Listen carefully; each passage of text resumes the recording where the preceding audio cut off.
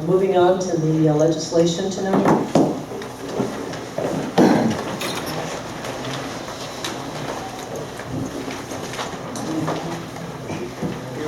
Resolution number 2015-63, a resolution authorizing and directing the city engineer to prepare plans, bid specifications, cost estimates, and necessary advertising for the sewer improvement project on various streets in the city of Maple Heights and declaring an emergency.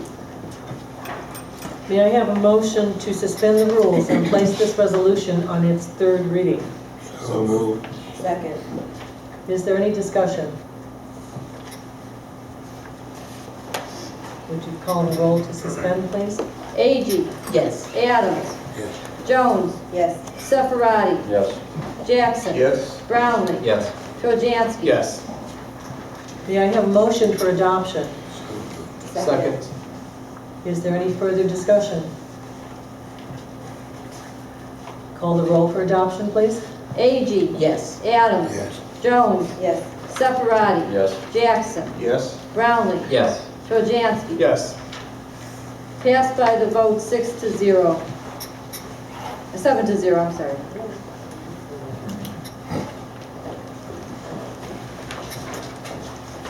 Resolution number 2015-64, a resolution establishing a separate fund, Fund number 295, for the staffing for adequate fire and emergency response SAFER grant, EMW 2014-FH00163, in the amount of $1,106,958 and declaring an emergency. May I have a motion to suspend the rules and place this resolution on its third and final reading? So moved. Second. Is there any discussion? Call the roll, please. Agee, Yes. Adams, Yes. Jones, Yes.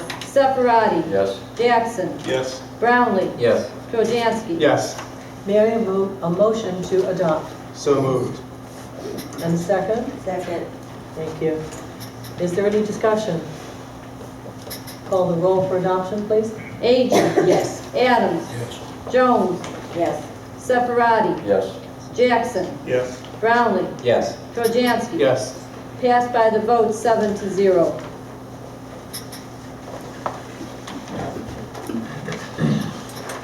Resolution number 2015-65, a resolution proclaiming October 31st, 2015 from 6 p.m.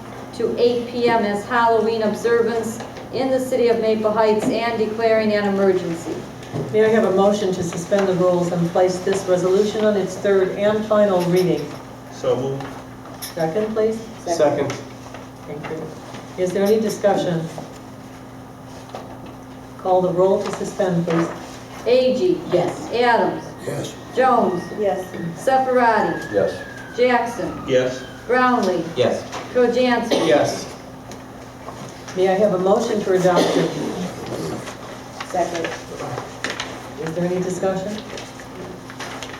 Call the roll for adoption, please. Agee, Yes. Adams, Yes. Jones, Yes. Sepharadi, Yes. Jackson, Yes. Brownlee, Yes. Trojansky. Yes. Passed by the vote 7-0.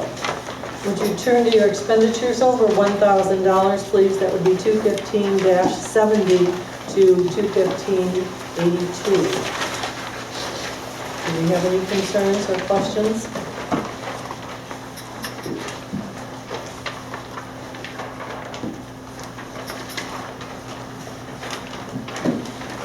May I have a motion, please? So moved. Second. Would you call the roll? Adams, Yes. Jones, Yes.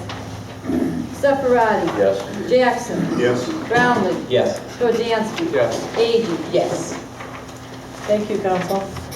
And we now move to the council reports, and we begin with Councilwoman Agee, District 7. Good evening. Southgate updates. Honey Bay Camp will be relocating to Southgate. Its new home will be where the old Radio Shack used to be. They're planning on moving before the holiday season. Foreman Mills progress is coming along, but at this time, I have no information when the project will be completed. As soon as I find out, I'll let you guys know. On Tuesday, September the 22nd, Mr. Hopkins, the Director of Appraisal from the Fiscal Office, along with his team, attended District 7 Block Watch meeting. Mr. Hopkins and his team brought their computers to the meeting so that the residents could sit down and have a one-on-one. Mr. Hopkins and his team explained the process in which individuals are required to follow per state guidelines. End of report. Thank you, Edwina. Councilman Adams, District 1. There was a break-in on Lisa Drive, and a commercial truck parked diversion signs on Walver. Police were called. Thank you for your quick response. Barking dog on Florence Drive and stray dog laying in a field on Carroll. Animal warning was called. There would be a block watch meeting in Clark Hill and Glenwood on Saturday at 4 o'clock. Meet the new councilman of District 1, Stafford Jeanette. John Metello, our law director, will be there to speak on juvenile issues. Snacks will be served. All is invited. And many calls on the absent leaf pickup. I'm advising residents to use paper or plastic bags for removal. A group on Woodbrook are considering going in on a leaf trip. I thank those residents that I spoke with for being understanding during these rough times in our city. Thanks to all for the donations to the senior center and food pantry, and to the volunteers, school children. I wish all is considering to vote for our levy. Talk to your friends, and let's see if we can get that levy passed. It's very important, especially seeing how the hard times are getting worse and worse. So I thank you. End of report. God bless you. Thank you, Alex. Councilwoman Tony Jones, District 2. Good evening, everybody. I'm not really making faces at people. I poked my eye and I have a torn or a corneal abrasion is what they call it. So I have a contact lens in my eye, and it just depends on how the light shines. So I'm sort of like doing one of these things, so don't take it personally. I just have one eyeball right now. What? Oh, I can look at anybody who wants to. An update on the demolition fund that we submitted to the county. There's 5 homes that are coming down this week. I can give you the addresses if this affects anybody. 5254 Beach, 5224 Arch, and this is the property that was owned by U.S. Bank and had the car that was in the driveway for at least over 3 or 4 months. 20905 Franklin, 5188 Lee Road, which is next door to the Dubas Insurance Company, and 15513 Benhoff. I was lucky enough to be able to attend Edwina's Block Watch, and I don't know if we actually discussed this at the last council meeting, but we did have the fiscal agents there from the county, and one of the reasons that they were there was for us to question the devaluation of our property once again. And more so than that is how do we increase our values? They told us that the values that they took into consideration were not zero value properties. They weren't properties that transferred through a quitclaim or through actually a sheriff's sale. But some of the lower value properties that people are purchasing after the sheriff's sale, where they're just renovating these properties and renting them, doesn't really capture the amount of money that's being put into the property. So one of the suggestions, after going back and forth with them a number of times, was if we had, not an additional permit, but if we had a permit that was available for the renovators that came in, that are just keeping the properties as rental property, and are able to place the amount that's the amount of money that was placed in escrow for these improvements on the application for the permit, which will eventually turn into a permit that goes down to the county.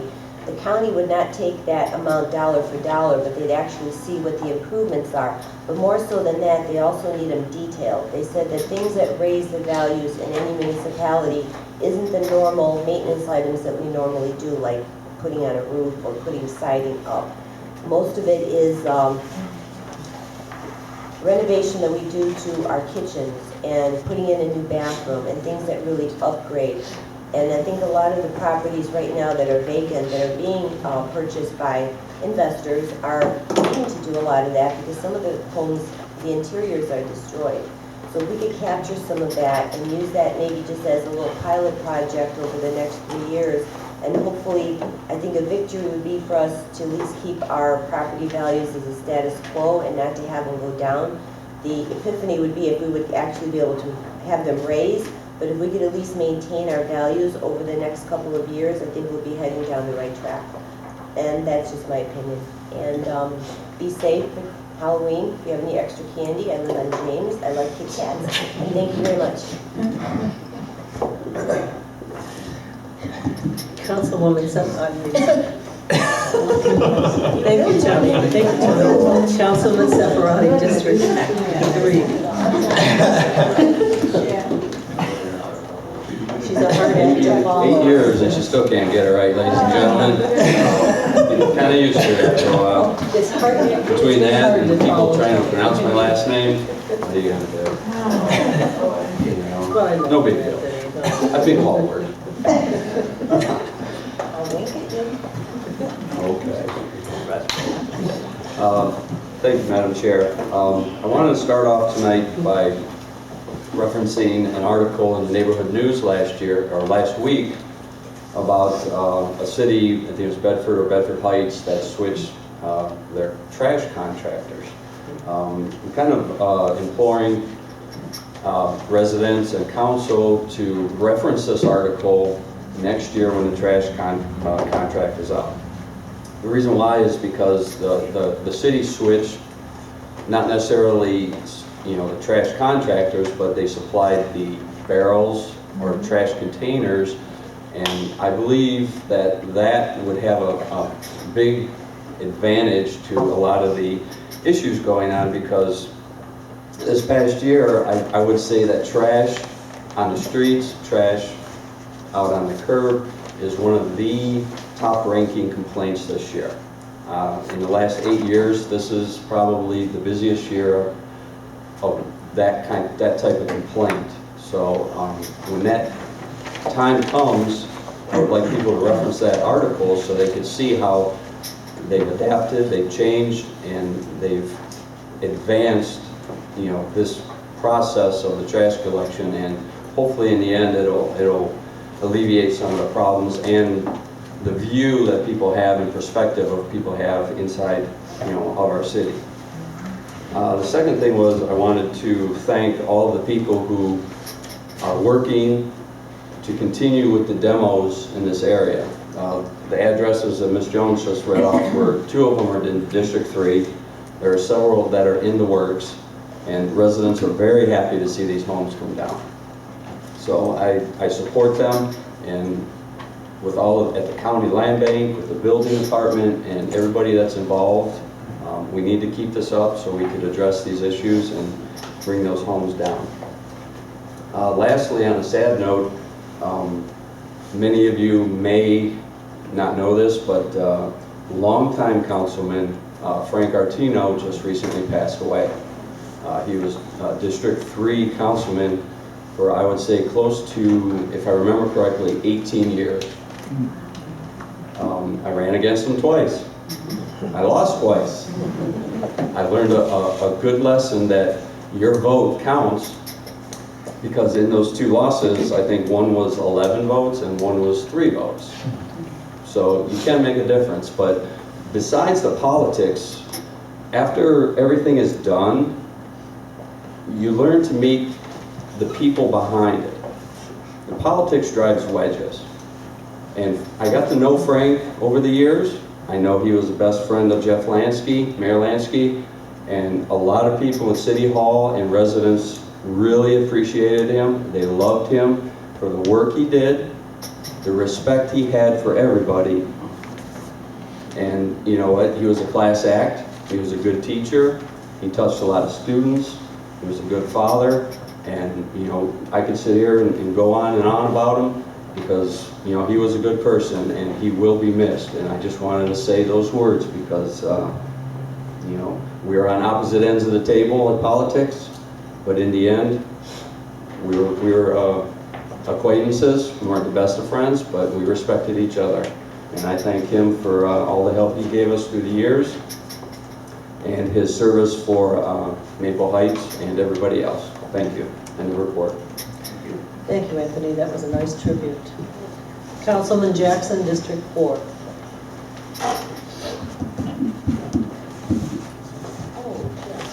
Good evening, everybody. I want to read this short announcement. Forum to discuss foreclosure crisis. Northeast Ohio housing experts will discuss foreclosure crisis, abandoned properties, demolitions, and property tax at a public forum on Wednesday, which is tonight. Jim Rokakis, Vice President of Western Reserve Land, and Tom Baer, Senior Fellow at Cleveland State University, Goodman Levine College. What makes this so important, you would probably think that I'm going to say next if this was held at Maple Heights Library, or Garfield, or Bedford, Warrensville. Nope. Beechwood. Nobody would think that Beechwood has the same problems and issues that we have here in Maple Heights. This housing crisis is not something that's a product of Maple or people doing or not doing anything in Maple. This is something that happens all through Cuyahoga County. And you wouldn't think that Beechwood has such an issue, but they do. I want to thank everybody, all the groups that's helping out the Human Services Department to get through the end of the year. On the back table is my fall newsletter. I'd like to have everyone pick up a copy of that. Been getting a lot of calls about kids and teens and people, and there was a fight on one of the streets in my district where I think a 13 or 14-year-old girl got cut. She didn't stab, cut. She did the stabbing, I'm sorry. 13? Girl. I want to thank the chief for attending that sidewalk meeting on Longview. It was, well, he took my report. I don't know how you saw my words here. On Longview, it was very well attended, and they addressed their concerns and some of the issues that they're having over there. Unruly kids, out at the curfew, loud, running through yards, stealing stuff out of people's garages. Unfortunately, it seems like on a lot of streets, there's one or two families on the street and they're just creating havoc. One of the days, when I was passing out, where I had someone passing out the notice for this meeting, it was about 9:30. There were 10, 12 kids that should have been in school just hanging out on bicycles on a porch. And it just kind of makes you wonder, and how do you resolve those type of issues? End of report. Thank you, Councilman Brownlee, District 5. Thank you, Madam Chair. Just one announcement tonight for Halloween. If you have any children who would be interested in getting some candy and maybe playing some games, you can check out the New Cornerstone Baptist Church, which is meeting in the old Methodist church building on top of the hill on Libby Road. From 6 to 8 on Halloween, they'll be having a harvest festival. So you can feel free to check them out, visit them, bring out the kids. I'm sure they'll have a great time. Other than that, let's just thank God for this wonderful weather we've been having, a little extended summer. and I hope that you enjoy it. God bless. Councilman Richard Trojanski, District 6. Good evening, thank you. Thank you for everyone coming out this evening. Just a recap since the last council meeting on Wednesday, September 30th, the school supply drive I hosted for Barack Obama School came to a close, and for anyone who donated, thank you for your contribution. You're making a difference in the 4th and 5th graders at Barack Obama School. So those school supplies are being collected and they'll be dropped off at a date soon to Barack Obama School. At the last planning and zoning meeting a couple weeks ago, 2 businesses were approved to come into District 6. The Splash Seafood and Grill, which will be located at 5247, and Politics Lounge at 5120. We can expect those businesses to be coming into District 6 late this fall. And finally, I'm hosting a neighborhood watch program for Hanson and Watson Roads on Thursday, October 15th at 7 p.m. in meeting room number 2. So if you're in District 6 and those 2 streets, please come out. And with that, I conclude my report. Thank you. Thank you, Richard. I just have a couple of announcements for you this evening. One is that we had a few starts and stops, but we did manage to have a fiscal emergency meeting September 24th. We had the representative from the Office of Budget Management who came up from Columbus, and we also had a representative on the Ohio Treasurer who attended, as well as the 2 folks that have been very involved in our audit process from the auditor's office. The meeting was just to get us started with all the rules and regulations, and the agenda was very dry and just full of information that we pretty much knew already, but it had to be said in public. There were guidelines for the commission creation and a review of the report of the auditors, which we are all familiar with. It came out several months ago and it hasn't changed a lot. And we also established protocols for our next meeting. We will be meeting again and hopefully seat the commission at the end of November. That's the plan. And the other thing that I think we have so many wonderful things going on with the Halloween and all of the other positives, but we also have this month is Domestic Violence Month. And I know that sometimes we can't get involved in some of that because we just don't have the time or the energy. But I do know that they do wonderful things. We had a program last fall and in October, and the people who are the advocates for the folks who come to court are just unbelievable in their attention to detail and their concern for the folks who have to be in court because of that. So even if you can't be involved in marching or programs that are all over this month, send them a $5 donation to continue their work because they are not really very well funded. And with that, I'm going to end my report, and this meeting is adjourned at 7:50. Thank you for attending. Our next meeting, as we said, is October 21st.